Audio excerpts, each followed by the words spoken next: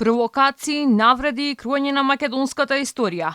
Бугарските историчари не губат време откако минатата недела не им успеа да го решат Гоце по нивен терк, па во оркестриран настап повторно ги промовираат своите тези за непостоење на македонскиот јазик и нација. По сите овие вербални напади не слушнавме ниту збор од македонската комисија. Не само што преку штуро соопштение беше информирано дека имало конструктивна атмосфера во комисијата, ништо не се кажа за тоа што е конкретно договорено, а уште помалку како ја браниме македонската историја. Шефот на македонската комисија Драги Георгиев дури одбира и медиуми за кои ќе одговара околу случувањата во преговорите.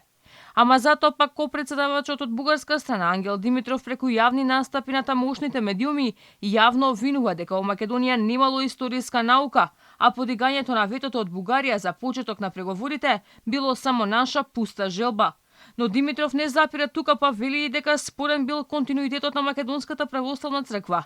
Најавува дека историската комисија ќе решава судбината и на нашата црква. За Охридската архиепископија, како и за крајот на првото бугарско кралство и цар Самуил има доволно документи. За Охридската архиепископија има исклучително важни документи кои објаснуваат како и зошто треба да се организира оваа црковна институција. И тука почна враќањето кон една не особено добра практика од страна на нашите колеги. По признанието дека уште пред 3 години била завршена расправата за цар Самуил и тој нема да биде македонски цар во историските учебници, македонскиот копредседавач Георгиев потврдува дека ова било усогласено со колегите од Бугарија, а препораката била на учениците да им се представат различните перцепции за потеклото на цар Самуил, што претходно не беше случај.